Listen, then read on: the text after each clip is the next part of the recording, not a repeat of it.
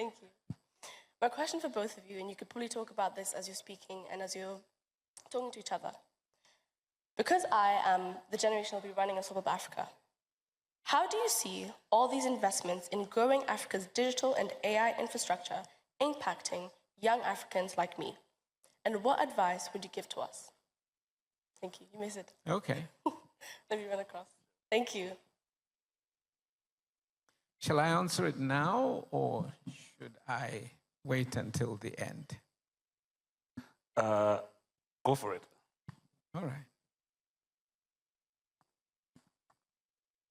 Very profound question.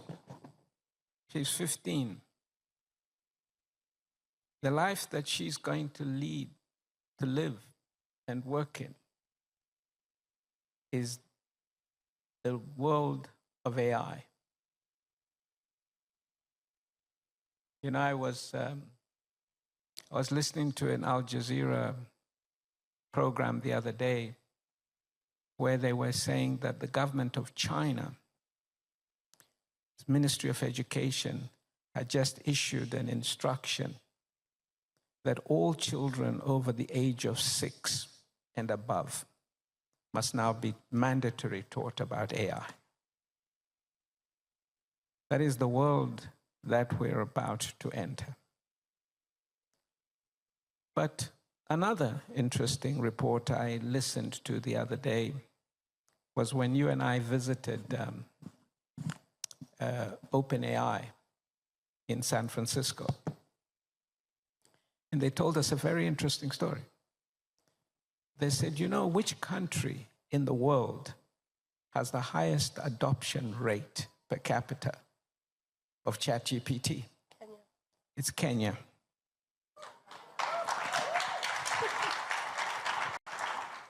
But there are quite a few African countries on the league. And they were as curious as I was as to why Kenya, Africa. And I reminded them that the world's youngest continent is Africa. Our mean age is 19.7. Wow. You are the natives of AI. So you shouldn't be afraid. Whatever it brings, what is important for you is to master it. Yeah. Do not be afraid. Never be afraid of the future. So we are doing it for you. We are only stewards of the future. You were talking about planting trees, and I was telling you backstage that I knew Wangari. We were friends. We used to correspond. She was an amazing woman. And it's a great honor to meet her successor and the one who carries her torch. Thank you. Thank you. Thank you very much. Thank you. All right. Thank you very much, Elian. Rarely do you get an opportunity to sit in front of a big crowd with your boss. I think I'm blessed enough to be sitting here with my chairman to take you guys through some of the work that we're busy with within the AI realm. A couple of years ago, with some people who are with us today, I will call upon Ambassador Philip Thigo, a good colleague of mine. We were discussing a lot about AI infrastructure. After the launch of ChatGPT in November 2022, the question that was on our mind was, where does this leave Africa? And where will we be going beyond the launch of ChatGPT? One of the key infrastructure enablers that we started discussing at that time was compute. The mere fact that we, as Africa, were potentially behind the queue when it comes to compute. So I would like to pose a discussion question today to my chairman so that he can take you through some of the journeys that we have traversed as we look to solve for this problem. Chairman, there's an analogy you keep talking about railway lines and the fact that you are plumbing Africa. Can you take us through that journey as you speak about AI compute? No, thank you so much. You know, Oswald has been with me all his professional career. He's an incredible engineer, and he heads our cloud computing and cybersecurity group, which we call Liquid C2. And he's one of a team of engineers who over the last 7 years at least have been working in cassava technologies on AI. So for us, AI hit our sweet spot as a company because we build digital infrastructure in Africa. For the last 20 plus years, we've been the one technology group that split away from the telecom sector to focus on digital infrastructure. So this is not about our telecommunications business, Econet.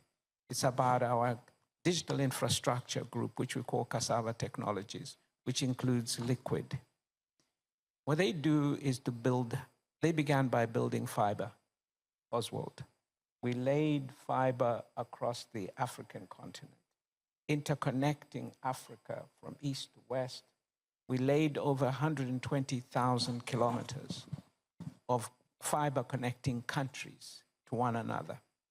It is one of the most ambitious projects undertaken across a continent. We're the only people who can really say we have a continental network. No one else says it for their continent. But it was possible because of the incredible support of African governments in seeing the vision and in supporting it. And of course, our investment partners, because it's cost a couple of $2 billion for us to do that. But as we evolved with that, we were the first people to recognize as the data was flowing through our pipes, we were calling it plumbing the African continent. We also realized that data storage was coming in the form of data centers. So about 15 years ago, we started to invest in data centers. So we're not new to the data center business. And we started to put in these what they call hyperscale facilities to support the likes of Google, Microsoft, AWS, these big tech companies as they came to put their services on the African continent. So you deal with us on a day-to-day basis through your providers.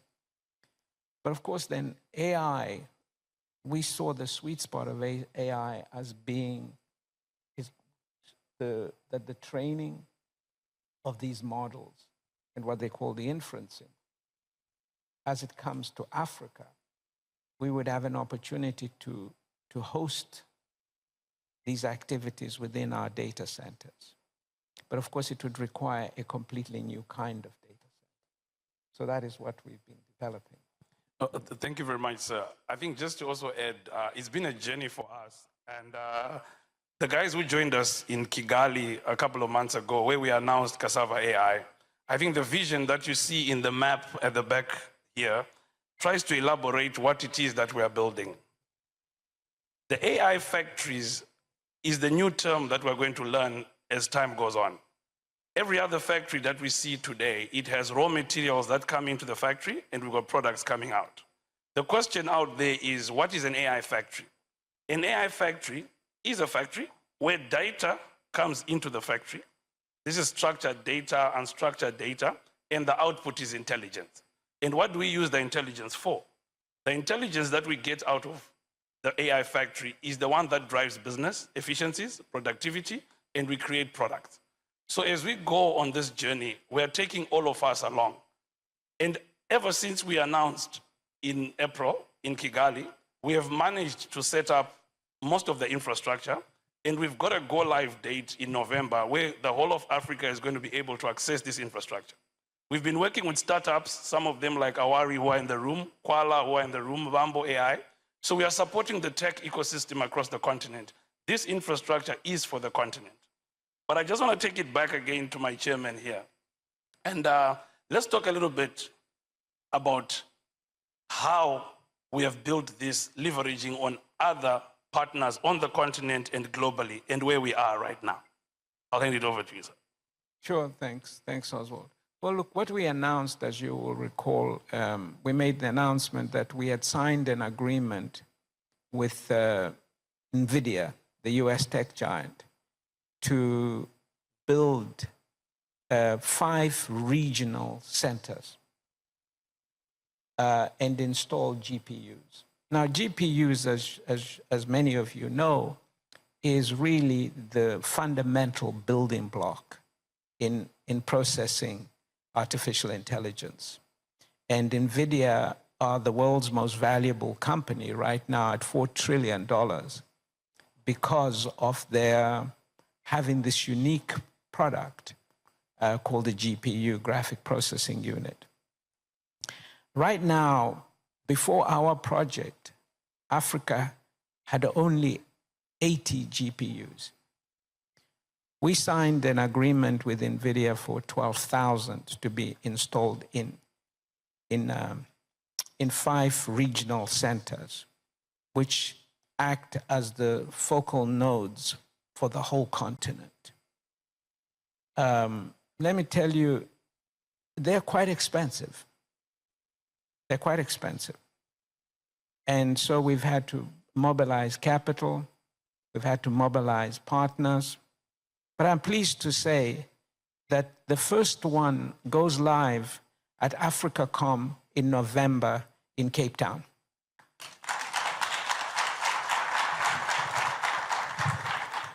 It's been quite an extraordinary undertaking. But as Jensen Huang himself said, okay, we're all at ground zero now. So Africa is at the table. We're at ground zero. And what has stunned us, of course, as you know, Oswald, has been the number of people who have taken the capacity. As we go live with the first facility, we have no more capacity. We are already planning the rollout of the additional facilities. So facility 2, we are already, construction has started, which is Nairobi, Kenya. I just arrived in New York from Cairo, where we met the government of Egypt, and they said, Strive, we are ready. We are ready to receive the GPUs. And so we are already working on the delivery of Egypt. We're working on the delivery of the Nigerian facility and the Morocco facility. We thought it was going to take us 3 years. We will be done by December next year.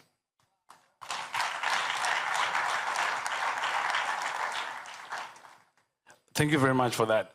One of the things that we have learned during this last 6 months is the fact that there's a number of problems that exist on this continent, and we need not let go of that opportunity of developing solutions to address our challenges on this continent so that we can take charge of those opportunities. Some of the services that we're looking at based on this infrastructure we have set up, it spans from what they call a GPU as a service. This is a model where you can rent this capacity and then you can utilize it for training, fine-tuning, and inferencing. A lot of startups on this continent in Nigeria, Cameroon, Egypt, Ethiopia, they are very active when it comes to the AI infrastructure. We met a gentleman from a company called Grok, not Elon Musk's Grok, and he told us that there's over 20,000 African developers and startups that are very active on the global compute infrastructure that is not on our continent. What that means is when this infrastructure is available, we have an opportunity to develop solutions and services using the GPU as a service model with some of our startups, our researchers, our enterprises, including our governments. The other area we're looking at is what we call AI for development. We have to address the challenges in education, agriculture, and also in healthcare. AI has a multiplier effect and a huge efficiency gain in some of those industries where all of you guys in the room, you're being called upon to find ways of building these skills, this capacity, and being able to take charge of some of this infrastructure that we have set up. The other area we're looking at is what we call the AI cloud. This is a sovereign cloud that is resident in a country because some of the smaller countries might not have the capacity of the larger hyperscale data centers. So we're also solving for sovereign nations as we go along. I'll take it back again to my chairman here. Let's talk a little bit, say, around some of the other partnerships outside Nvidia that we have looked at, and why it's important that we work with African partners, global partners, and also students, researchers, as we build this AI ecosystem on the continent. Thanks for that, Oswald. Well, look, going back to the original analogy, we build the infrastructure. Without the infrastructure, without the compute, Africa is a continent of users. We will use other people's systems, but our own young people will not launch businesses in this space. We're talking 20,000 young developers. It's extraordinary. Already developing their own apps, applications, solutions for problems they see every day in Africa. Today, little TikToks are being born. Little WhatsApps are being born in Lagos, in Harare, in Kibera. Okay? What they need is access to compute to run those workloads. You and some older ones like me may not know what compute, low workloads. Let me tell you, these guys know. They know exactly what they need because, no sooner than we had launched in Kigali, they were coming up and saying to me, oh, Mr. Masiyiwa, I'm doing the thing in Nigeria. I'm developing this in Nigeria. I'm developing this in Kenya. I said, where'd you get the compute from? They said, oh, we are getting access to the US and Malaysia and places like this. But now we have our own, okay? So there's no need to complain. There's no need to run to the World Bank and other people to ask them for money. We are building it, okay? But I'm only there to do the plumbing, okay? What happens from here on, it's up to them, okay? So yes, number one for us is the startup ecosystem. We have got to turn Africa into a startup continent. We have to drive wealth creation, jobs creation through entrepreneurship. And we have to drive through the entrepreneurship of the now, which is AI. Okay? So our job is to provide that. We build the power systems, get all that hard stuff in, then these young people will come in. But of course, AI opens up opportunity for incredible productivity gains for existing businesses. Most of our capacity has been taken up by banks. I mean, I won't mention the bank, but one South African bank had 75 AI computer engineers already hired. And they said, how much capacity do you have? They threatened to take all the capacity. And we said, no, slow down. You've got to share. And so the banks, the telecom companies, your mobile operators, they can now run workloads that will improve services, that will improve the capacity on their networks, allocate their network resources better, improve customer services, okay? All these things are now being enabled, and we're having those kind of conversations. But as you mentioned, we've got to build a lot of structures here. I'm pleased to announce that about now, a press statement is due to be released jointly between our company and Accenture on what we call the orchestration layer, which is the platform that enables us to unload all the customers, all the large enterprises in Africa, so that it becomes easier for them to access this platform. So the reality also is that governments, again, I can't mention governments by name, but we've got at least 5, 6 African governments that have already got very clear AI strategies. And they came to us and they said, okay, but we are not one of the regional centers. We said, no, those are just entry points. Because every African country has access. Right now, we did not even allow the South Africans to have all the capacity in South Africa because we said, no, it's available to the whole continent. This is part of a continental platform. It's designed to be a continental platform.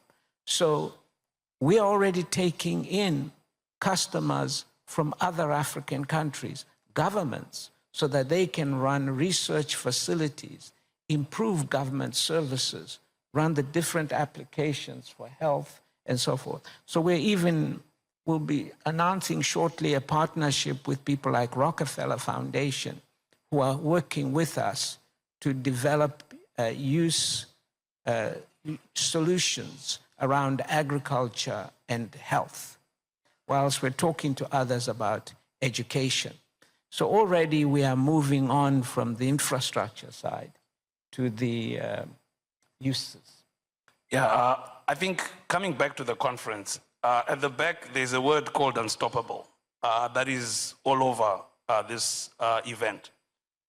Why does compute matter to ensure Africa is unstoppable?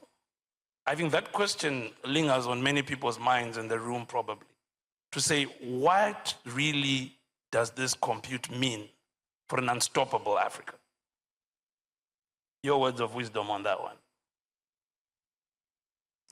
Yeah, we're unstoppable.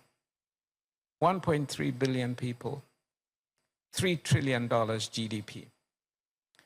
A report from the GSMA, which I didn't fully agree with, but still was indicative. If we do the right things, particularly providing the hard infrastructure and allowing young people to use these platforms and develop their solutions, could see the African GDP up by 2.9 trillion in the next 10 years.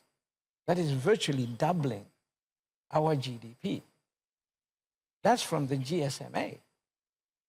Okay, not a particularly dynamic organization, but very conservative by my account. But they're talking about that. But even if we could realize half of that, Oswald, that's an extraordinary leap forward. We missed out on industrialization. But industrialization was factories that used electricity.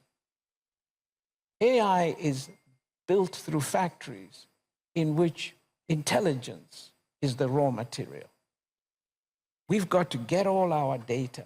We've got to turn this into products and services and solutions that will take us forward. That's why we are unstoppable. But if we do not, we can't speak our way to it. We have to act our way to it. Sometimes in Africa, we talk too much. It's time to do. Let's do. Okay, enough conferences. Okay, we got to walk out of here and go do. Okay? I'm 64 years old.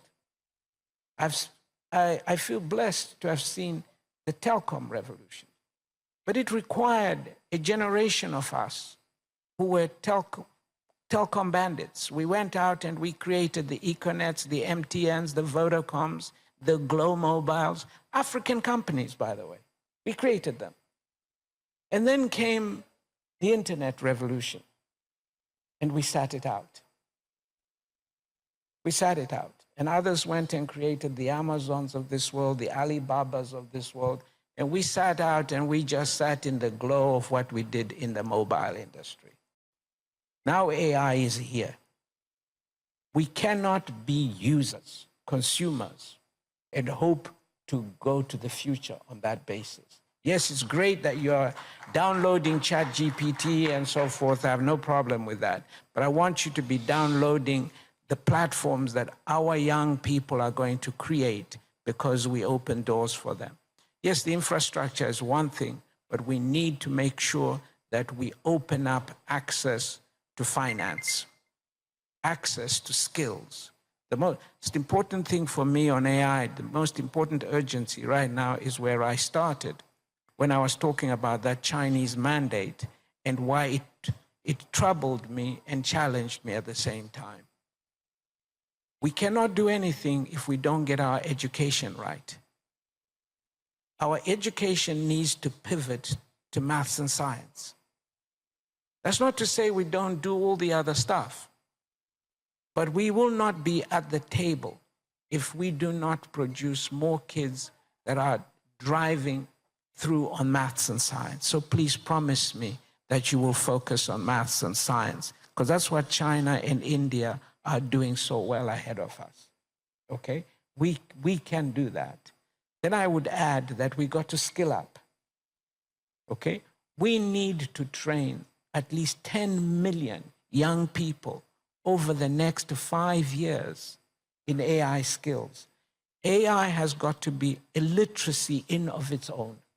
So AI literacy is fundamental for everyone.